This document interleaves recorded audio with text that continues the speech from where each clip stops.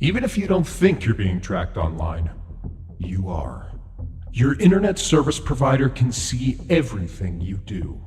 While there probably isn't a guy sitting in a corner office watching your every move, many ISPs do compile anonymous browsing logs and sometimes sell them to advertising companies. News briefs bombard television sets and computer screens around the globe with cases of government whistleblowers, spying, cell phone hacking, private photographs leaked via iCloud, and more. Reports of the United States government usage of the PRISM program, allegedly tracking over 1 million persons in the United States alone, has been particularly startling. Naturally, growing interest and attention has been placed on privacy and security, not only in banks and boardrooms, but bedrooms and coffee shops around the world. Many want to avoid being tracked online, followed, spied on, and their information automatically gathered, even if just to check on their Google searches, Skype calls, Facebook posts, or email messages. There are many ways to protect yourself from the prowling eyes of Big Brother and others who make a living following your every cyber move. But do keep in mind that nothing is 100% foolproof. You have to assume that scammers, spammers, and others spend their days and nights finding ways to make your online experience vulnerable and under constant threat. That doesn't mean you should succumb or act recklessly online, however. Just to be extra cautious, before we go any further, put a small strip of black electrical tape over your built-in computer camera. Hackers can remotely activate your webcam. Usually, you'll be able to tell it's been turned on due to the red light, but that's not always the case. There are techniques hackers and scammers use to avoid detection. Right now, there's definite cause for concern, because as many of you know, the Senate voted to permit internet providers to sell customers' browsing history without their knowledge or approval. Later that year, the FCC scrapped Obama-era net neutrality regulations, giving ISPs even broader control over the data traveling over their networks.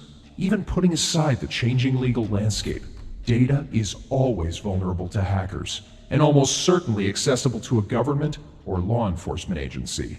If provided with a subpoena or a warrant from the police, your ISP is required to give up your browsing history. While we don't endorse doing anything against the law while you're online, there are many valid reasons why you should make it harder for interested parties to get access to your online activity, and a VPN is one of the most reliable. It's hard to protect your personal information on the internet with 100% effectiveness, but there are a few easy steps you can take that will make you a lot safer. According to Kaspersky Lab, these are certain ways in which you can manage your privacy and ensure that you are not tracked on the internet. 1. Click the Windows Start button and type CMD to launch the command window, which will display as a black box with white text reading C:\users\your username. 2. Type netstat next to the prompt and press enter to generate a list of all outgoing data transmissions. The netstat command works best when you have as few applications opened as possible, preferably just one internet browser. The netstat generates a list of Internet Protocol (IP) addresses that your computer is sending information to. Some of these IP addresses are legitimate and correspond to websites or services that you're using. 3.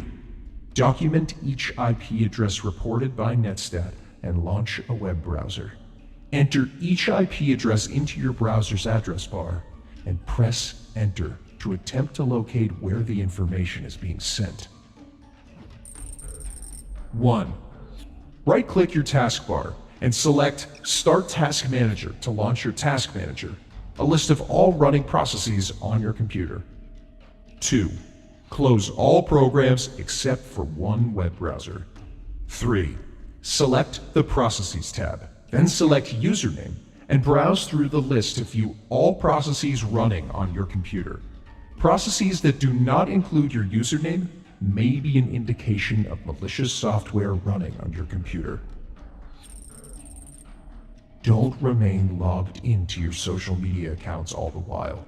You are easy to track if you are always logged into your social media account, because you are letting the social media company know whatever you do on the internet.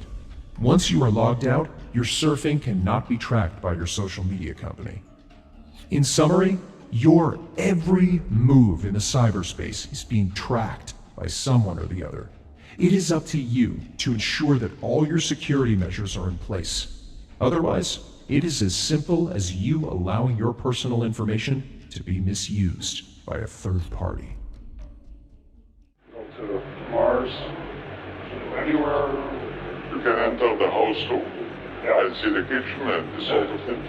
Digitization has become an integral part of our life today, and most of the things that we do revolve around the internet. In all of these digital products, there is one that has now been integrated into every aspect of our lives. The way the world seems to be going, we almost cannot do anything without this digital giant, Google. Almost everything we use daily, Google Search, Gmail, Hangout, Play Store, Google Earth, Maps, cloud computing, and advertisement. The platform was ranked as the most visited in October 2019, with up to 259 million visitors from the United States, a market share of 62.5% among the major search engine providers in the United States. Another research from the Tribunal also found that Google receives more than 63,000 searches per second in a day. This is the average number of people using Google per day, equivalent to at least 2 trillion searches in a year, 3.8 million searches per minute, 228 million searches in an hour, and 5.6 billion searches within a day. These statistics show how Google has become so important and has managed to become part of our lives. However, the question is, are they really what they call themselves? Is Google doing us good or evil? Do we really have privacy using Google? In this video, I will be talking about Google and the CIA and the connections between the two. Therefore, prepare yourself as I take you through a journey through unknown things to the public in the past few years between Google and the CIA.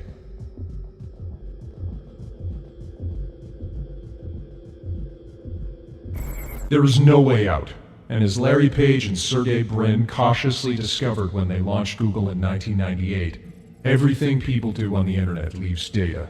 When properly stored and used, this data is a goldmine of complete information about people on a personal level, and valuable information about economic and political trends.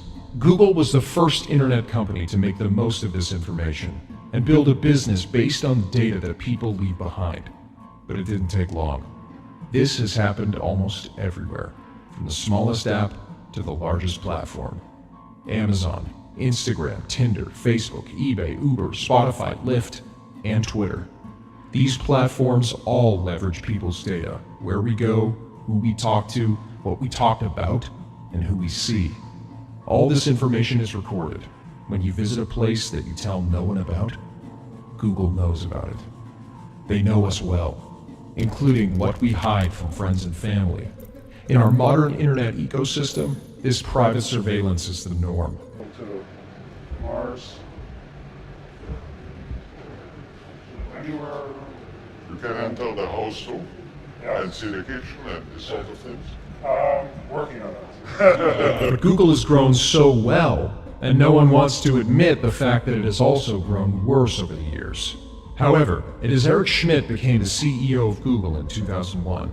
During his tenure as CEO, Google integrated with some power structures in the United States as it morphed into a geographically aggressive mega-corporation. But Google has always liked this approach. Also, a long time before Larry Page and Sergey Brin, the founders of Google, hired Schmidt, their initial research on which Google relied was partially funded by the Defense Advanced Research Projects Agency, DARPA. And even Google under Schmidt has created an image as a very friendly global tech giant. It was secretly building a relationship with the intelligence community. In 2004, Google took over Keyhole, a mapping technology startup funded by the National Geospatial Agency, NGA, and the CIA. It was developed into Google Maps. The enterprise version of the keyhole has even been shopped to the Pentagon and associated agencies under multi-million-dollar contracts. These should raise a question on our minds whether there is a relationship between the CIA and the tech giant. However, there have been many claims from Google that it was never funded or created by the Central Intelligence Agency. For example, when a story was circulating in 2006 about Google receiving funds from the intelligence community in the past years to help fight terrorism, the company told John Battelle, founder of Wired magazine, that the statements related to Google are completely untrue. The big question now is, did the CIA fund Brin and Page's research and thus create Google? No. But were they researching exactly what the NSA, CIA, and the intelligence was hoping for? Absolutely. Brin's breakthrough research on page ranking by tracking user queries and linking them to the many searches conducted, essentially identifying birds of a feather, was largely the aim of the intelligence community's MDDS program, and Google succeeded beyond their wildest dreams. To understand this, you need to think about what the intelligence community was trying to achieve by providing grants to the best in academia. The CIA and NSA funded an unclassified, diverse, but elaborate program from the beginning to encourage the development of something that is almost like Google. The investment arms of the Central Intelligence Agency and Google support a company that monitors the internet in real time, and reported it uses the information to predict the future. This seems to be the first time that the intelligence community and Google are funding the same startup at the same time. No one accuses Google of cooperating directly with the CIA, but the investment is bound to feed Google's critics, who see the search giant as already very friendly with the United States government and fear that the company is starting to forget its mantra. Don't be